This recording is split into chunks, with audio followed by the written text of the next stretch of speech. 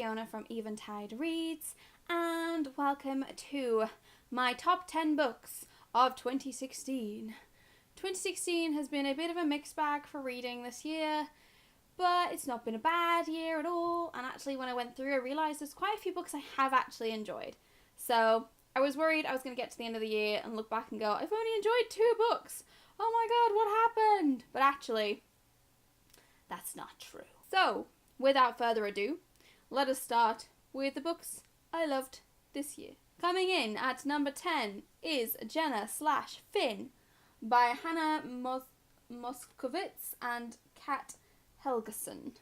This is an American publication. I gave it a 4.4, but 4.5 it really should have. The more I think about it, the more I love it. And this is a fantastic book written in a wonderful way, filled with geekery and technology and heartache, and if you like that kind of thing, I highly recommend you read this book. I persuaded my friend Kimmy, who as always will be linked down below because she's a brilliant bookseller and blogger. I will leave her link for this left down there as well. She thoroughly enjoyed it too. Coming in at number 9 is When We Collided by Emery Lord. This was such a really easy read. I remember really enjoying it. Again, it's 4.5.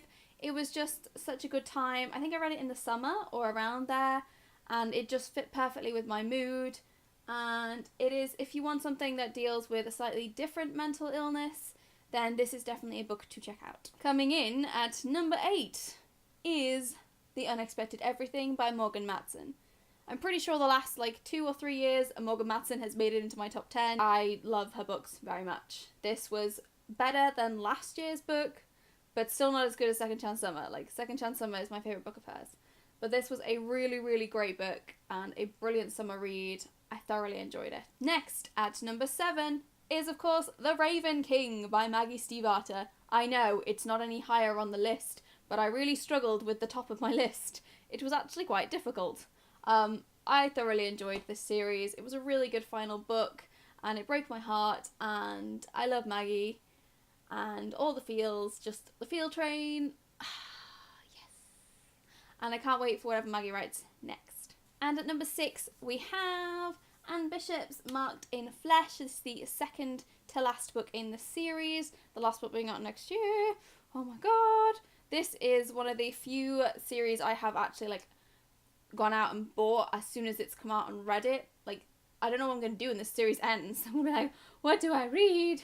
This is a fantastic urban fantasy / paranormal done completely differently, and I'm rambled on about this in my review of Written in Red over a year ago, something like that, and how much I love the series. They're big books, but they're so well written and I just fly through them, and it's got that romance, that slow burning romance that drives you mad, but you love it all the same. It's such a good series. So very good. And it has wolves in it, and you know I have a soft spot for wolves. Coming in at number 5 is A Closed and Common Orbit by Becky Chambers, the sequel to A Long Way to a Small Angry Planet.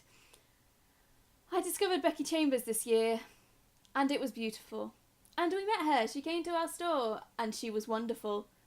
And I'm possibly a little bit in love with her because she is fascinating, and her books are beautiful, wonderful looks into the human psyche, into how people work, how other people could work, and into males and females and gender, and oh gosh, just so many wonderful things. Languages even, it's, they're so good. And if you haven't read them yet, I highly, highly recommend you do, because they are fantastic. In at number 4 is The Stars Above Lunar Chronicles collection by Marissa Meyer. This is a short story collection of stories set before and in between and after the Lunar Chronicles series, and it just topped everything off nicely. I absolutely loved it, and I really, really miss the characters and I miss the world, but I'm looking forward to whatever Marissa Meyer writes next. Now we're on to the top 3 for the year. So in the 3rd place is Nicola Yoon's The Sun Is Also a Star. This book is beautiful, the best contemporary I've read for a while. I know Emery Lord's on there, that's a good contemporary, but this was a contemporary that actually made me weep. Legit made me just I loved it so very much, and it was so well done. It's told with two characters, but there also are like mini chapters of people that they've met or have been influenced or affected by their lives and they don't know about it, or they do, and all these things that intertwine, and just shows how much we have, we can affect our surroundings and how we can change things that happen. And it's just really well done. And at number 2, this was really difficult because I do love this book and the series. It's A Long Way to a Small Angry Planet. So I did only read this in February, I think it was, but it feels like I read this a decade ago. I was just like, I was looking through going, oh my god, is that really only this year? Like, I was so late to the bandwagon with this one. But it's such a phenomenal book. And please, I beg of you to read it if you haven't yet. It is the most, I just cannot explain how much I love this book and the characters, and I want more. Be still, my heart. I'm having some kind of moment. And breathe. But yes, this is a phenomenal series. Even if you don't think you're into sci-fi, it doesn't matter because it's a mixture of everything. It's not like a strict science fiction book.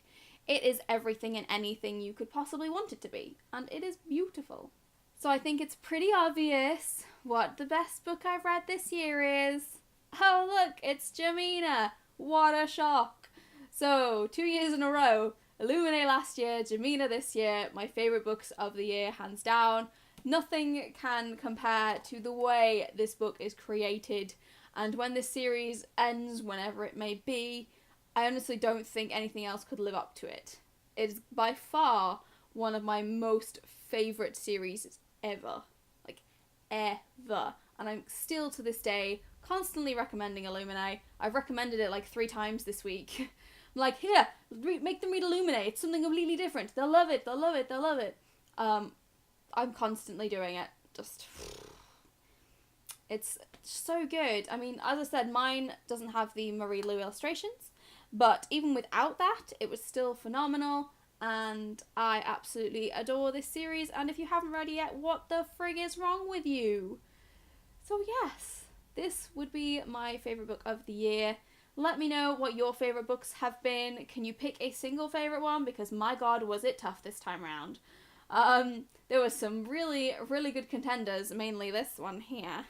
But it boiled down to the fact that this exists. And it was fabulous. So, I hope you guys have an amazing day, and I will see you all in my next video. Bye!